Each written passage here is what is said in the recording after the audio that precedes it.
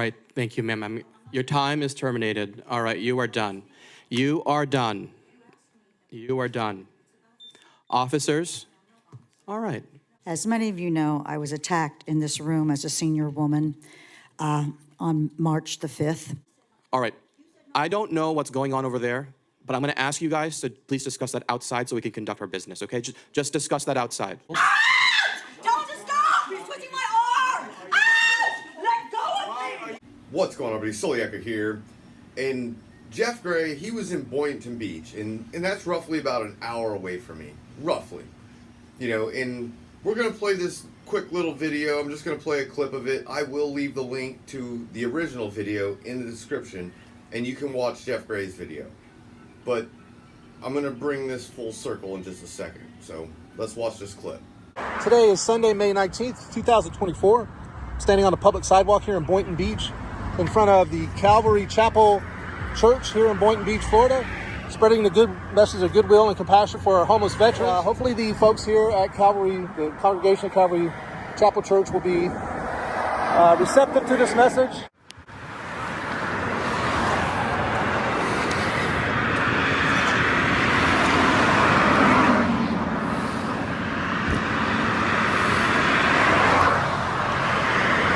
Hey, how are you? Can't be doing that. I can and I am. Hey, how are you? Can't be doing that. I can and I am. We're gonna go that route? Yes, sir. Absolutely. Why are we going that route? You can't panhandle in the city of Boynton Beach. Yes, you can. No, you cannot. I'm soliciting and I am. You cannot solicit in the I am city of Boynton soliciting. Beach. And I will. There's nothing you can do about it, not lawfully. Okay. Nothing you can do about it lawfully. I am soliciting. Do you know the city ordinance? I don't care about the city ordinance. Okay. All right? It's free speech. Calvary Chapel.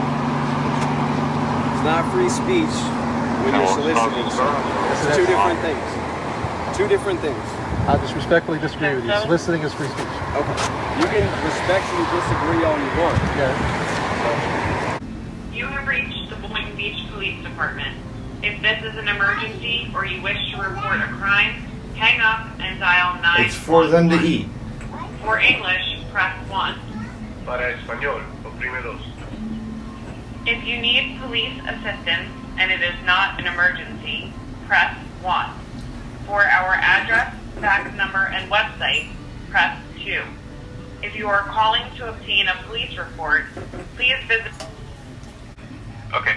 Alright, so I'm going to put a call in for dispatch for an officer to call you. It may come from a blocked restricted number. So if you do see a blocked number calling, just make sure to answer it. That's going to be the officer, okay? All right, perfect. Thank you so much. Not a problem. All right. All right, bye. All right, bye.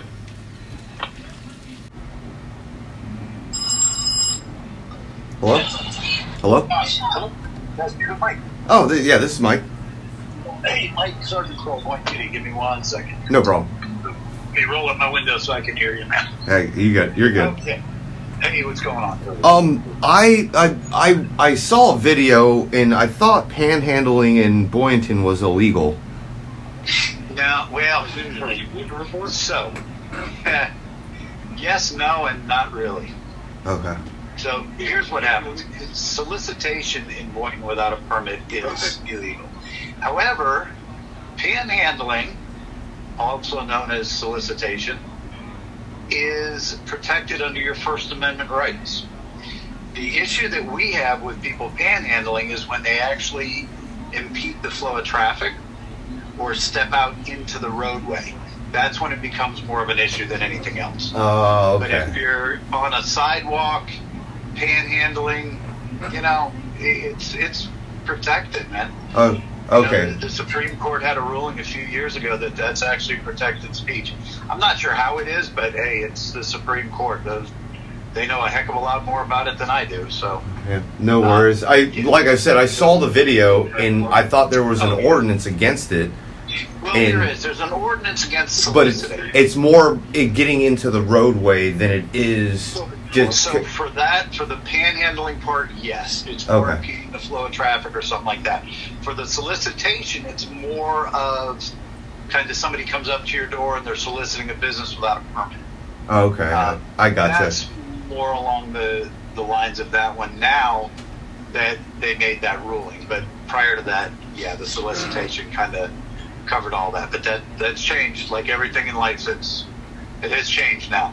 Oh, okay, gotcha. The only reason I was calling because like I said, I thought there was an ordinance against it, and then I see this video of a guy basically soliciting on the street, and he happened to he just happened to be on a sidewalk, and I guess that was his little loophole.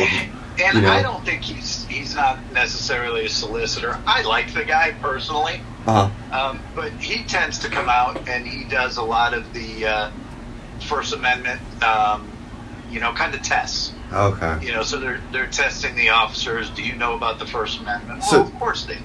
So that's what I was watching. You know the video I'm talking. Okay. See. Then, it's probably. I think his name's Jeff or Greg, something like that. I'm not sure what it is, but the guy's really knowledgeable, and I like the fact that he comes out and tests the guys.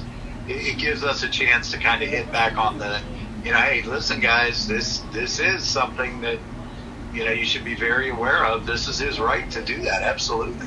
Okay. Once again, I was going off what I thought was the ordinance, but just sure. And now it as you talk about it full circle. I can see it, but I guess he is kind of pushing it a little bit, but at the same time, I guess it's his right. And that's the funny thing. If he didn't push it, I guess nobody would want to, watch the video, and no one would think about it. And quite honestly, I think it's a good thing that he's making us think about it. All right, well, that's awesome. I don't want to take up too much of your time. I saw the video, and I was like, the ordinance, so. It just changes. The different judicial bodies will make their determinations, and of course we have to change with that. Okay. Well, no worries. Yeah. Thank you for your time. I don't want to take up. Like I said, I appreciate it. Anytime you got any questions, feel free to give us a ring, Mike. All right, I appreciate it. You have a great day. All right. Take care, man. You too. All right, bye. So now you heard that. And this is in Boynton Beach, and like I said, this is about an hour south of where I live. It's a little more. It's an hour and change. Anyway, Jeff Gray was in Clearwater, and I went to one of these council meetings, and between the both of us, we got. Well, let me just play the clip for you so you understand what the two of us did. Aggressive panhandling would be illegal. Why would that be any different? If free speech is free speech, whether it's aggressive or not, well, because fall into the same boat, right? That would entail continuing to go after somebody and harassing them and trying to force them to do it. But just asking somebody, say, "Hey, can you give me a hand?" Right, that's free speech. Okay. When you have a sign, it's no longer free speech. If you're interrupting people in their day, it's no longer free speech. You're also on private property. This is city property. Could be homeless here.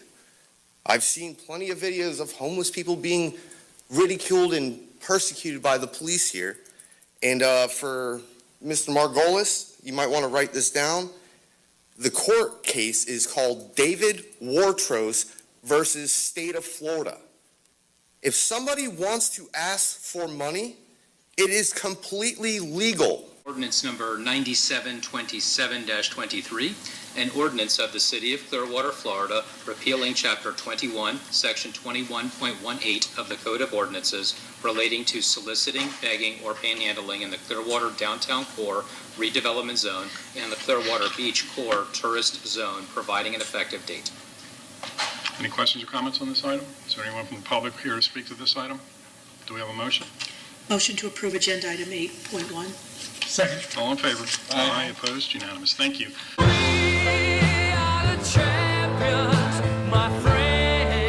So as you can see, this is something that happened in Clearwater.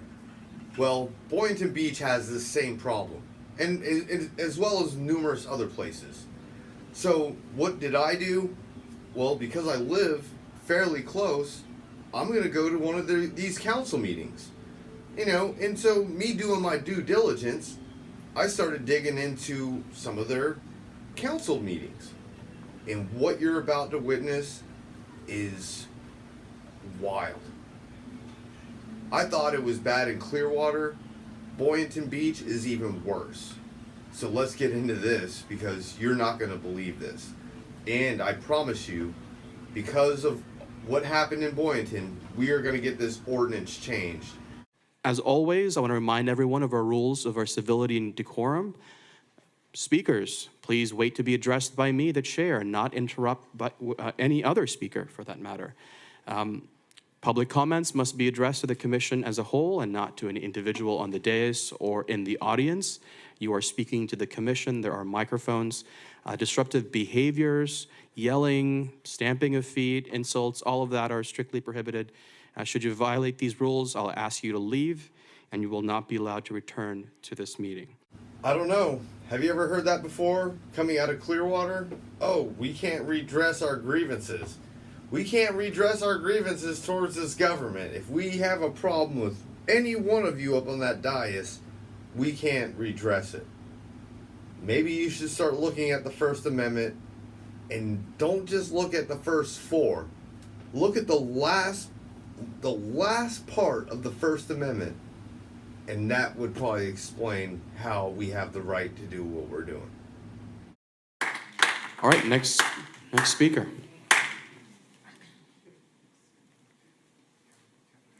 Cindy Falco Di Carrata, Boynton Beach.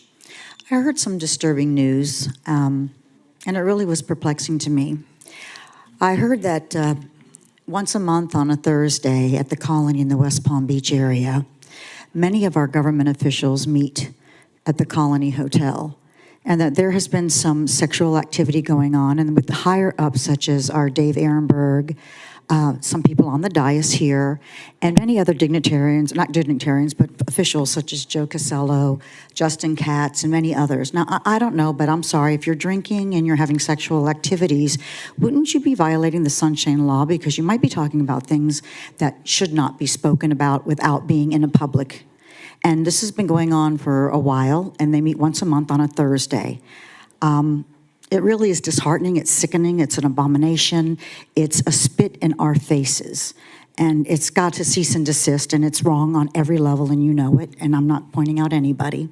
In regards also to having a person on the dais that's supporting somebody who was fired for crimes, and there's a picture of that person with the Boynton Beach logo.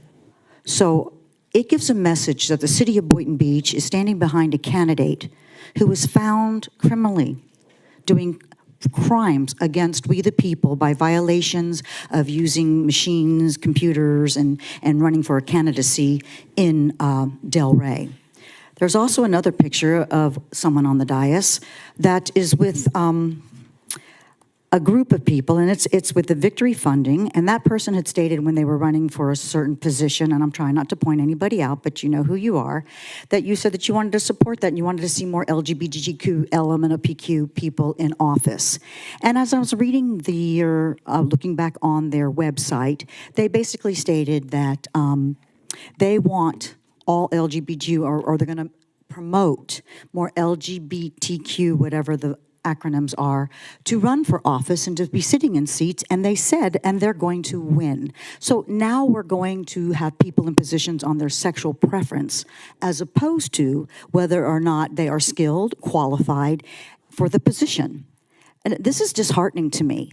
And this was written up, and I saw it, and I have the article here, and I also have pictures of those who are with candidates supporting them, and we have someone on the dais supporting a gentleman that's running for a seat in Delray also, and he's with the LGBTQ, allegedly the Victory people, and this is what's going on. And the American people need to know that you don't need any more skills anymore. It's just about your sexual preference, and only a certain sexual preference. Now, they talk about that being diversity, but what that really is divide. And it's creating hate, and it's creating a division. It's evil, it's ugly, and it's an abomination, and it needs to stop. Thank you. A few moments later. All right. I don't know what's going on over there, but I'm going to ask you guys to please discuss that outside so we can conduct our business, okay? Just discuss that outside. Officers, please remove this individual. Tell him to stop! He's twisting my arm! Let go of me! Why are you doing this to this person? Let go of me! Let go of me! He disturbed the meeting. Take take her out. Take her out. Take her out. Stay out of it. Stay out of it. You said nothing. You're just gonna get another You were quiet in your high seats saying out of it. nothing. He insulted that woman. Yeah, you just heard that. That's wild. But it ain't over. Like I said, I was trying to figure out what it was like inside these council meetings. So, I'm going through them and I'm watching and watching and watching, and for pretty much from here on out, I'll see you at the end, because I'm going to leave this uninterrupted, because this is wild. Cindy Falco di Corrado. Well, we just had Kimberly Bush and Haley save our children here. Now, maybe many of you don't know, but on the LBGTQ alphabet flag that's in the middle of our city's road, which is illegal, there's also a blue and a pink arrow. Do you know what that stands for? MAPS. You know what MAPS stands for? Minor Attraction Persons. So I would like to know what Kimberly and Haley are doing to protect and to save our children when you're promoting homosexuality right here in our city. It's an insignia right on our roads. Why do you think the blue and the pink? You need to wake up, moms, dads, grandparents, aunts, uncles. You need to write to the art department, have them remove that immediately. That is not saving your children. That is hurting and attacking your children. It's allowing men and women, adults, to have your children to hurt them. So you need to wake up and look at the acronyms. They do acronyms continually so that you do not understand what it's really all about. Look up MAPS. That's Minor Attraction Persons. All right, thank you, ma'am. Your time is terminated. All right, you are done. You are done. You are done. Officers? All right, thank you. You can escort yourself.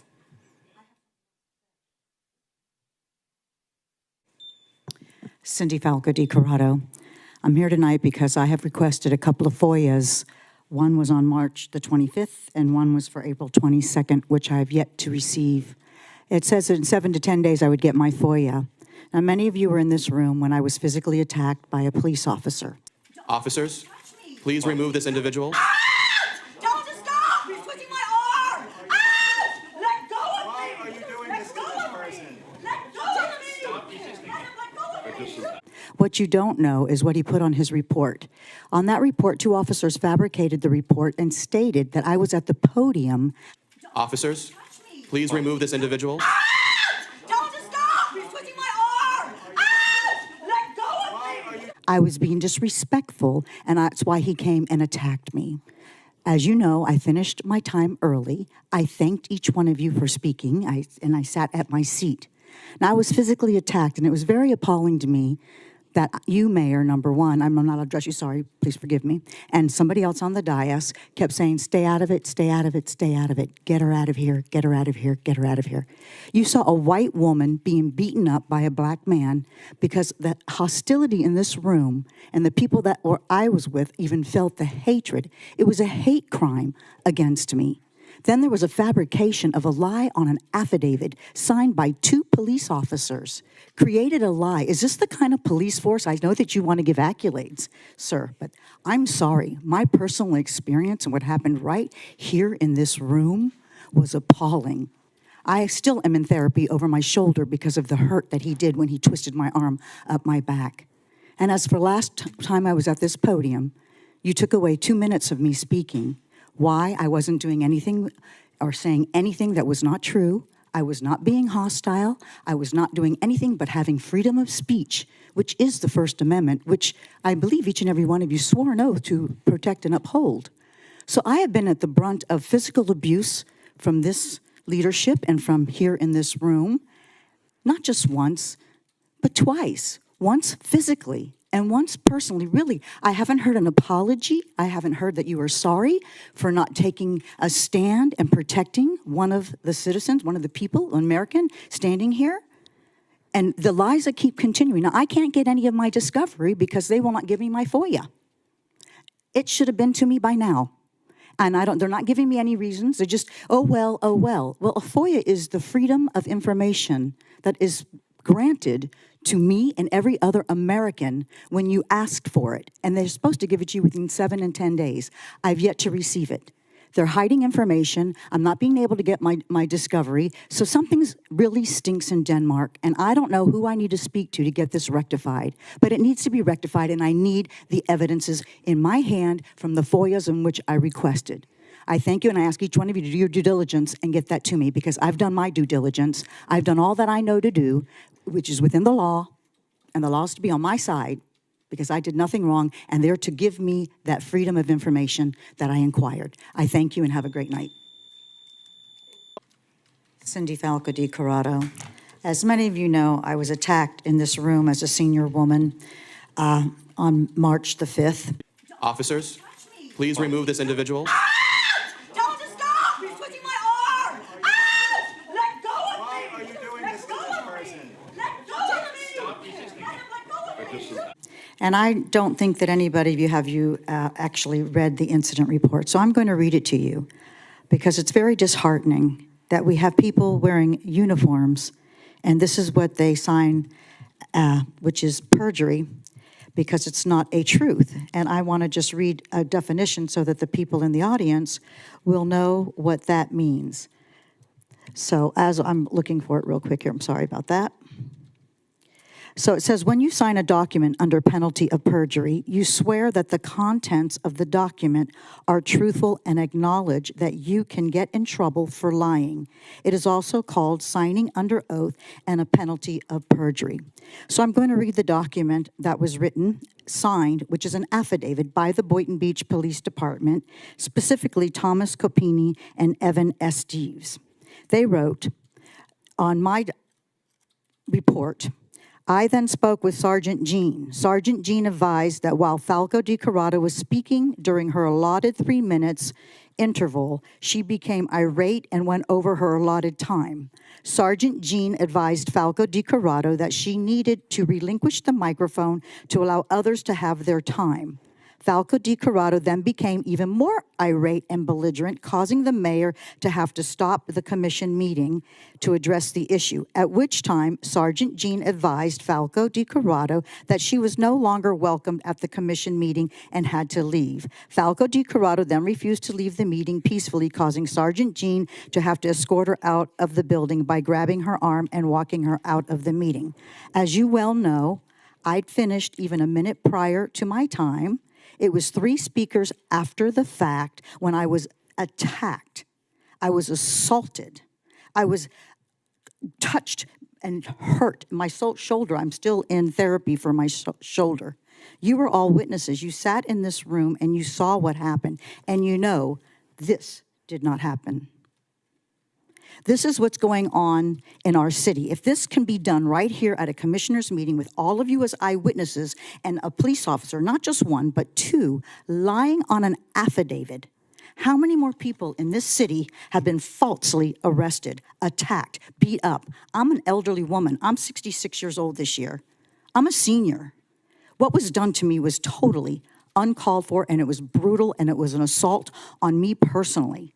I was not speaking. I was not out of order. I did not call anyone names. I was sitting in my seat right there. Not unless you guys have a microphone under my seat. And if just nodding or saying something is illegal, it's not. We know it's not, because that falls under freedom of speech.